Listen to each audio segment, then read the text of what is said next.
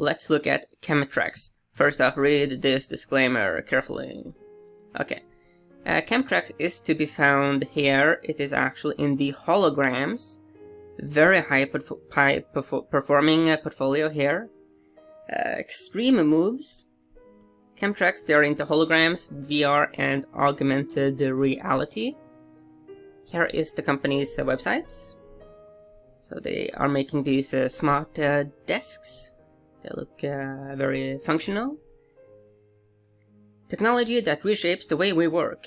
The technology in our pockets, on the roads, and in the home have changed with the times. Now, so has the technology where we work. Chemtrax is spearheading the smart revolution in the workplace. That's a powerful trend. Technology that makes us safer, Wycon. Surveillance systems, also a powerful trend. We create security systems that make complex systems simple and intuitive for our users. Technology that reimagines what is possible. Workbench XR. Here you can see some augmented reality interactions. Very, very cool. The mixed reality revolution is just beginning. We're redefining what's possible through innovative virtual and augmented reality applications that will change every facet of our lives, from the work to the workplace and beyond. Here is Quasar, technology that changes the way we will live. We believe technology should improve our lives every day. Anything else is just technology for technology's sake. That's why we put experience-driven design first in every product and solution we deliver. Technology that helps the world's best brands innovate. Chemtrax provides the technology behind some of the world's largest brands. From our electronic manufacturing services to our custom application development, we've helped reimagine the technological landscape for companies across the globe. So they basically have a pretty wide portfolio, many powerful trends. That's of course good. The challenge for Chemtrax is that some of these trends are certainly emerging, okay, so not like super established yet, so this is a bit of an early mover play. Let's look at, the seasonality of the stock. You can see that August is the absolute weakest month here for Chemtrax. Clearly some weakening, but it does improve later into the year, but still hovers around, 40%. Let's then look at the chart. So here we have Chemtrax, CETX is the ticker, it's on the Nasdaq, weekly data point, so you can see that it's been quite the volatile stock. When there is a rally, it is quite profound. Here you all of a sudden get 422%. But from this high to this low right here, that's a collapse of minus 99%. This is one of those challenges you get into when investing in companies that are doing something that's very disruptive and innovative, but that is kind of into the future. It is difficult to price these stocks, so you definitively want to let the trend be your friend, but when the trend is in your favor, there's a very, very big move. The reason why Chemtrax is becoming quite interesting is because if we do some in here, in the most recent development, so this is quite clearly a bearish downtrend. Here the bears are completely in control, but there is a change. You have this development of a rounding bottom pattern. Of course, it's not always the case that the rounding bottom pattern works out, but they tend to work out. What I like about this rounding bottom pattern is that it has taken multiple years to form. And the psychology of the rounding bottom is that you have a very good pricing of a security. Because here the bears and bulls are like, buy, sell, buy, sell, buy, sell, buy, sell, buy, sell, and then the buyers are stepping up and they are becoming more dominant. Throughout this massive downtrend, we were below the green 50-week moving average. We have now finally been able to not simply get above it, but we are using it as support. So looking at the long-term play, I would say that I'm actually bullish on Chemtrax. The chart quite clearly tells us this is a very, it's a risky position, no doubt about it. You definitively want to let your trend be your friend here. You want to be bullish during the uptrend and protect your gains. but it looks interesting. The RSI is in the neutral zone. We are seeing this higher high here on the RSI, which we want to see. We are seeing that the accumulation distribution line is not corroborating the recent rally, though there is a massive, you see that the volume here was quite profound on this candlestick, and so that's one of the issues with these lower liquidity stocks, is that one bigger whale here can make a huge move.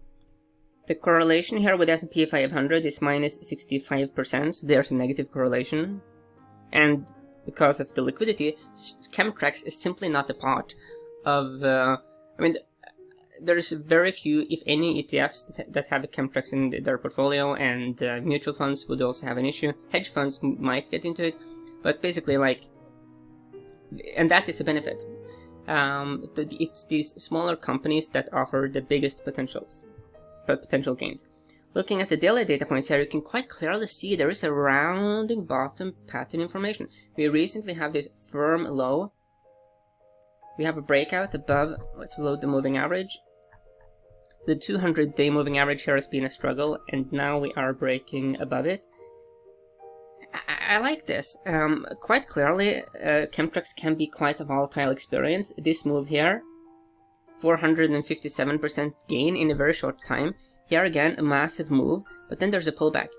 But the benefit here, okay, is that if you are bullish, you have a bullish position, and you have something like a trailing stop or a stop level, then you could be long here, and maybe you get stopped out here. Then you wait for it to cool down to find a new support level, then you buy, and then the total gain you have from Chemtrack by active management could become very profound. To be perfectly clear, long term, I do like this as actually a buy and hold highly speculative play. Because of this, I like the trend they have exposure to, and also the charting pattern here. This is a solid rounding bottom. For many weeks and months and some years, the market participants have been able to express their opinion on Chemtrack. And at this point here, it certainly seems, well, kind of here, it seems like the bulls quite clearly gained more leverage. Chemtrack had been repriced. So let's look at some other metrics here. Okay, so here we have Finviz. There are no options on Chemtrack, no big surprise. You can see here that it is a shortable, but given that it can spike very violently, it's a dangerous short. Finviz here has found a double top. The thing is that double topping patterns, they are more meaningful in a bearish way when they happen towards a high level, vis-a-vis happening here towards the low. If you look at some other metrics, here you can see some performance. Year to date, 28%, that's decent. We do not have much in the way of analyst recommendations here. That's because the liquidity is limited. So for a $1.67 stock, you see that the average volume is around 2 million-ish. There are no ranking here from Sachs. The market cap, as you can see, $23 million. This is definitively a small cap company for sure. But then again, the biggest opportunities are in the small caps. It's in the companies that are yet to become big. There are, of course, opportunities in Apple going forward, but you are not going to see like 1,000% gain in the Apple stock. It is far more probable to find those gains in these small caps, especially when we are talking about like a $23 million company. No dividend, no surprise, we have very little data.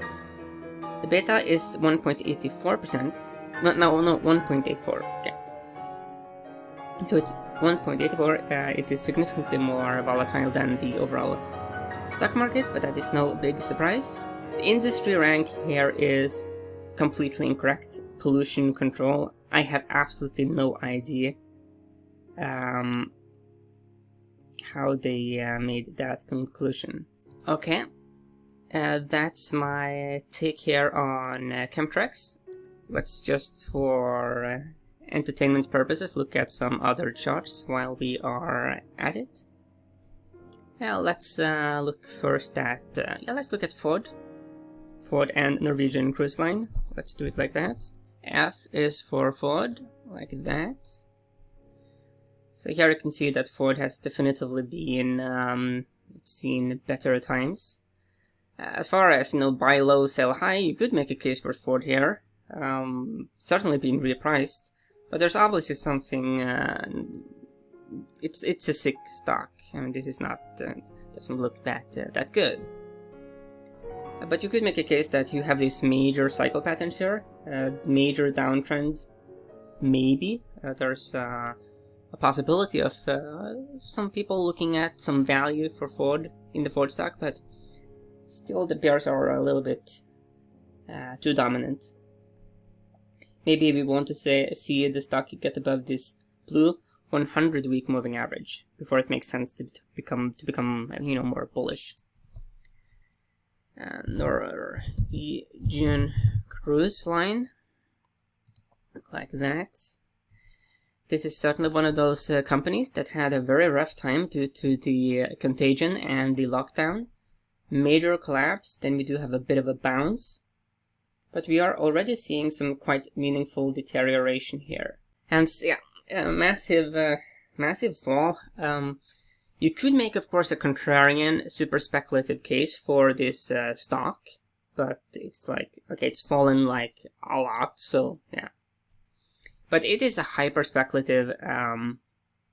If you are, a speculative bull, then you could make a case here for a Norwegian Cruise Line looking far into the future.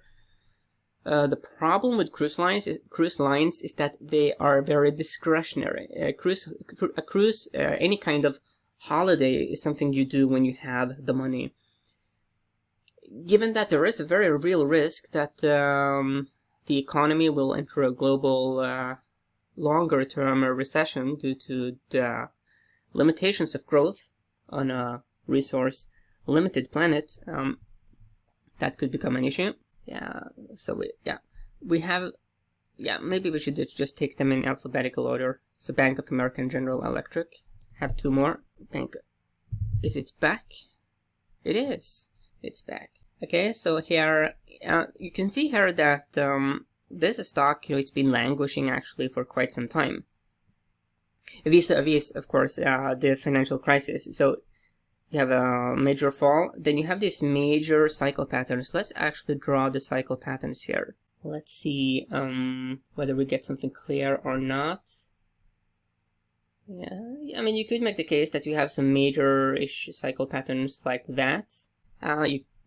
As such, you could make the case that there could be a rising cycle pattern starting for Bank of America. That would be more bullish. Because we are seeing a rotation in the market. Okay. Whatever you do, of course, don't fight the trend, and may the trend be with you.